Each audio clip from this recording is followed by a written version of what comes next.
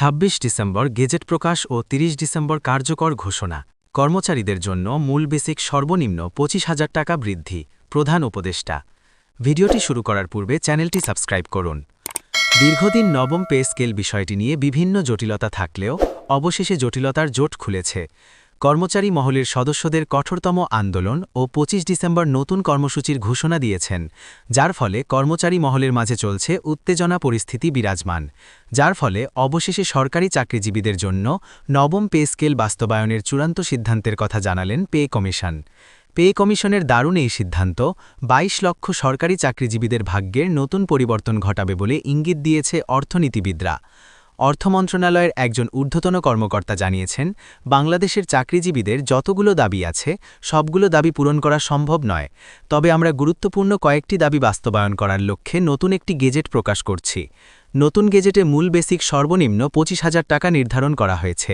২০২৫ সালের ৩০ ডিসেম্বর নবম pay scale বাস্তবায়ন করার লক্ষ্যে যে সিদ্ধান্ত নেওয়া দরকার সকল সিদ্ধান্তই নেবে পে কমিশন। তবে পে কমিশনের বিশেষ কিছু জটিলতা থাকার ফলে গত ১৫ ডিসেম্বর এর মধ্যে গেজেট ও অর্থ মন্ত্রণালয়ের কাছে প্রতিবেদন জমা দেওয়া সম্ভব হয়নি। তাই দীর্ঘ প্রস্তুতি নেওয়ায় সরকারি চাকরিজীবীদের নবম পে স্কেল কার্যকরের নতুন সিদ্ধান্ত আসছে। প্লিজ আপনারা চ্যানেলটি সাবস্ক্রাইব করুন। অর্থ উপদেষ্টা ড. সলেহউদ্দিন আহমেদ ইঙ্গিত দিয়েছেন যে ২০২৬ সালের শুরুতেই অর্থাৎ জানুয়ারি থেকে এপ্রিলের মধ্যে নতুন পে স্কেল কার্যকর হতে পারে। বর্তমান অর্থবছরের সংশোধিত বাজেটে এজন্য প্রয়োজনীয় বরাদ্দ রাখার কাজও শুরু হয়েছে। সরকারি চাকরিজীবীদের বহুল প্রতীক্ষিত নতুন বেতন কাঠামো বাস্তবায়নের রূপরেখা পাওয়া গেছে। জানা গেছে, এবারের নবম পে স্কেল মোট ৩ ধাপে বাস্তবায়িত হবে। এই পরিকল্পনা অনুযায়ী প্রথম ধাপের কাজ শুরু হতে যাচ্ছে আগামী মাসেই। বিশ্বস্ত সূত্রে জানা গেছে, নবম পে স্কেল বাস্তবায়নের প্রথম ধাপে আগামী জানুয়ারি মাসে জাতীয় বেতন কমিশন তাদের চূড়ান্ত সুপারিশ জমা দেবে। এই সুপারিশের ভিত্তিতেই নির্ধারণ করা হবে বিভিন্ন গ্রেডের বেতন ও আনুষাঙ্গিক সুবিধাদি। সুপারিশ জমা দেওয়ার পর পরবর্তী ২ ধাপে সরকারের উচ্চ পর্যায়ের পর্যালোচনা ও চূড়ান্ত বাজেট বরাদ্দ শেষে গেজেট প্রকাশ করা হবে। এই পদ্ধতি অনুসরণের মূল উদ্দেশ্য হল রাষ্ট্রীয় কোষাগারের ওপর চাপ কমিয়ে সুশৃঙ্খলভাবে বেতন বৃদ্ধি কার্যকর করা। সরকারি চাকরিজীবীদের বেতন কোন গ্রেডে কত বাড়ছে? সরকারি কর্মচারীদের নতুন বেতন কাঠামোর খসড়া চূড়ান্ত করেছে জাতীয় বেতন কমিশন। কমিশন গত ১০ বছরের ব্যবধানে বেতন ৯০ থেকে ৯৭% বাড়ানোর সুপারিশ করেছে। যারা সরকারি চাকরিজীবী আছেন তারা পরবর্তী আপডেট পেতে চ্যানেলটি সাবস্ক্রাইব করুন। নতুন বেতন কাঠামো বা নবম পে স্কেল নিয়ে দীর্ঘদিন ধরেই অনিশ্চয়তা বিরাজ করছে।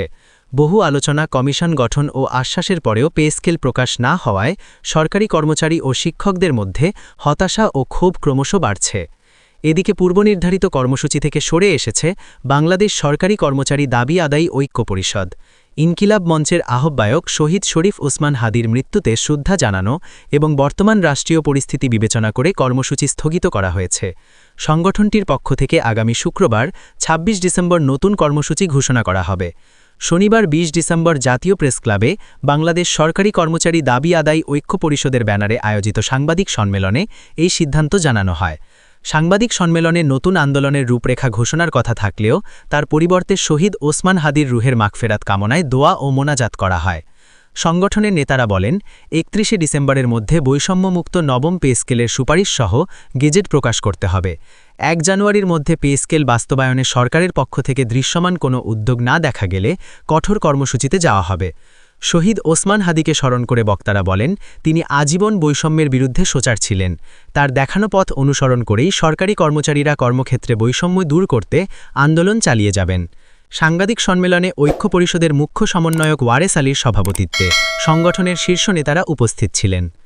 ভিডিওটি শেষ করার পূর্বে চ্যানেলটি সাবস্ক্রাইব করুন।